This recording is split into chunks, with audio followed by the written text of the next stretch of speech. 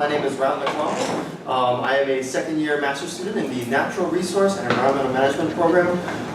Just a little bit about myself, like Melissa said. I graduated from the University of Washington in Seattle with a degree in aquatic and fishery sciences. Along the way, I picked up a minor in music, so perhaps that is why I had these certain set of qualifications, both for some of the natural sciences and the arts. And I just happened to be in the right place at the right time for Melissa to come along and pick me up for this project.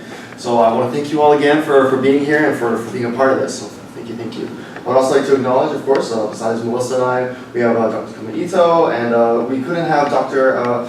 Charlotte from Prister here, but she's a really important part of this piece. She's our education specialist. Okay, so just in case you're wondering why you're here again, this is a general overview of the structure of the project. So we have this, we're all striving towards this final educational presentation here, but this is going to take the collaboration of a number of different parties involved. Those folks in the UH Music Department, those in the music education programs. We still have yet to meet a few of these people. These are part of our larger set of collaborators who we're going to be working very closely with in the coming months as we get closer and closer to the final presentation date. Of course, we have Melissa and I as representatives from the Natural Resource and Environmental Management Department. We have our collaborators in the environmental management agencies in the Hawaiian Islands. Those folks are really doing the groundwork for these incredible species. And of course, we have the environmental education programs, those things that are already pre-existing, those things already in place to put out this sort of information. So yeah, that's our general overview of all these players in this project. Okay, so we're going to have this real fast crash course in Hawaii's environments and the ecosystems and these species that we're really talking about here. Okay, so ecosystems in the Hawaiian Islands. The Hawaiian Islands are the most isolated, most remote archipelago in the entire world.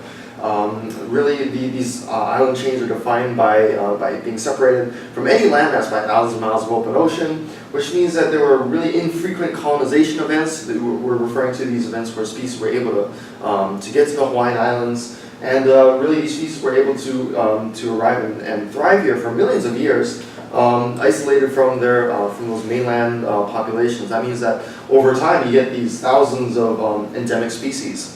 In case you weren't familiar, the word endemic means native or restricted to a certain region. These species, to summarize, are found nowhere else in the entire world. You may recognize some of the more picturesque species here, of course, our very charismatic nenegus and the Hawaiian monk seals, which I'm sure you folks have probably heard about before, along with a diverse assemblage of native flora, those silver swords on Haleakala and the Big Island, and of course our incredible diversity of freshwater species. Well, there's only 5 of them, but still they're very nice to look at. Okay, so that gets us to these species that we're here for today, these species that we see in front of us, thanks to Molly and her collection of yes. We're talking about the forest birds of Hawaii, an incredible assemblage of species. Once again, all of them endemic to the Hawaiian Islands. I love this picture. This really is a great representation of the diversity that we're really looking at here. I mean, just isn't this fantastic? These variety of species, all sorts of colors and shapes and sizes, which I believe Sheldon will get to in her presentation as well. But let's do a little brief overview. The forest birds of Hawaii, in the history of Hawaii, in the entire time, as far as we know, our collective understanding, there were more than 100 endemic forest and wetland birds in Hawaii. We know a lot of these only from fossil records, and in the present day, that we really acknowledge something about like 71. These are species that at one point filled all kinds of ecological niches all over the Hawaiian Islands. We had species that were really specialized for the lowland environments. We had these incredible flightless geese assemblage. These are these species that really, in mainland environments, those large herbivores that we don't have here, things like deer or antelopes, and Hawaii didn't really have any large land mammals, so instead we had these large flightless geese. The Moanalo, I think, was the name that was created for these. These things it had all the main Hawaiian Islands and really filled an important niche that really hasn't been replaced in the modern day. Now we have, of course, if you're familiar with forest birds at all, there's an incredible assemblage of colorful native pollinators and frugivores. These had, as I said earlier, unparalleled diversity of forms, and something that has sadly been lost. I'll get to that in a bit. The adaptations that these species had, they had unique attributes and specialized functions. It's often sort of mused that had Charles Darwin came across the Hawaiian Islands instead of the Galapagos, his published works, The Origin of Species, probably would have been possibly even a longer sort of collected work. He goes into talking about the adaptation of finch beaks in that work, and I mean, if he saw this before that, what more could he have talked about speciation, about the process of evolution? You see these species evolve with these elongated beak forms for accessing pollen in our native flora, the lobeliads. You see these species that are adapted to crushing seeds. You see these things that are adapted for, that kind of fill a woodpecker niche, digging insects out of bark, everything. If you name it, we had it, basically. And of course, the diversity of behaviors around here. They had very specialized interactions with the plant species, with other species in Hawaiian forests. Their plumage is something really interesting to talk about if you want to look into why some of these birds were colored red. Basically, some of these species were adapted, in their foraging habits to look like ohia blossoms, right? That's why you have these bright red birds in a seemingly, all green environments. It was so that they could blend in and escape predation from the eel or these other native predators. Okay, of course, these species had incredible significance to the Hawaiian people. We can talk about the importance of certain species like the elepaio, its role as an aumakua for the Hawaiian, especially for the Hawaiian canoe makers. It was told that the elepaio would sort of guide the canoe makers in their voyage through the forest, and through the elepaio's it's basically an insectivore. So whatever trees it wasn't foraging on, the canoe makers knew that it was good wood and that it wasn't full of holes or bugs. The elepaio was basically an indicator of good wood for the canoe makers.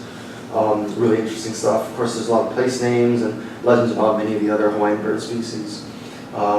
These birds were incredibly significant to Royal Hawaiian featherwork. In the middle here, we have a picture of Kalikea Oli, that is Kamehameha III as a child. And he's wearing a beautiful feather cloak, the ahu'ula.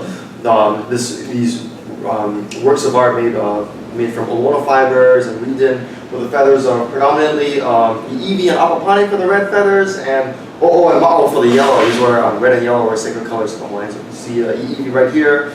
We see some of the other forest birds around us, but yeah, that was incredibly significant to the Hawaiian people, important source of mana for the royalty. And of course, we have artifacts like the Nahulu Ali'i, these images of Hawaiian mythological figures that possess the incredible amount of spiritual significance. It's important to note that a lot of these examples can be found right here at the Bishop Museum in the Hawaii Hall. Okay, now to the extinction crisis. Sadly enough, there were a number of threats posed to these Hawaiian bird species as Polynesian settlers as well as Western settlers came to the islands. These are the main sort of broad overview of why these species eventually declined in populations. Habitat degradation, the widespread destruction of lowland habitat, especially now encroaching into the mountainous habitat, as humans arrived and began developing what was once forest into agriculture, into urban settings, the drastic alteration of the upland environments increasingly. Avian pathogens, things like avian pox and avian malaria, incredibly destructive to these populations. And of course the introduction of non-native species. What I don't have pictured here are probably some of the main contributors, animals or mammals like rats introduced by the Polynesians, as well as the mongoose, a later introduction. These had disastrous impacts on those birds that relied on, or that did ground nesting, right? They had their eggs on the ground rather than in the trees. Of course, right here we have our introduced avian fauna. You probably recognize these species on the bottom. These species are commonly found in the lowlands, and have largely, in the lowlands there's almost no native forest bird species pretty much. They've all been replaced by these species from around the world, right? Cardinals from Brazil, the Mayas from Southeast Asia. Incredibly different than what was once there. And as a result of all of these factors, only approximately 2/3 of Hawaii's endemic birds have gone extinct. That is completely erased from all the islands. Within my lifetime, even we've seen within the last 20 years, 30 years, we've seen these extinctions occur, on a steady basis. It's and originally, our understanding is that there was something like 55 honey creepers. These are those great diversity of forest birds. Only 17 of those 55 species currently remain. That's species and subspecies across the islands. And our surviving species are currently restricted to the high elevation forests, those mountainous habitats that are, for the most part, not habitable for things like malaria, right? You hear often about the encroaching of as climate change occurs, the raising of this sort of threshold where mosquitoes and the malaria virus can thrive.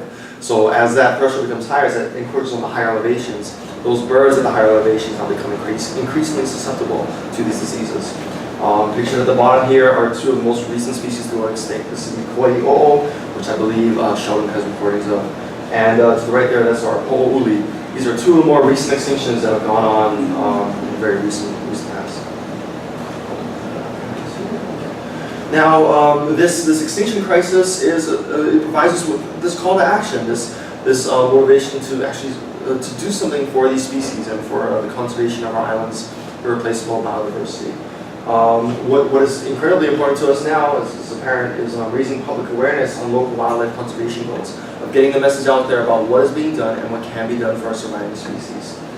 This requires, on our part, innovative educational outreach programs. That's why we're here, really, to have this, to think about this situation in a creative way, about involving a variety of players who are from Hawaii invested in this issue. And this requires multidisciplinary collaboration. This explains the diversity of folks that we see here today. Okay, the objectives here, for the project goals here, we want the creation of an educational presentation, this multivariate, this multifaceted project that's going to engage a number of different players in our local communities. Right? We want to access those folks invested in the arts, get them to understand the environmental the importance of these species. We want to, through our collaborative network, we want to access all of these players in their respective formats.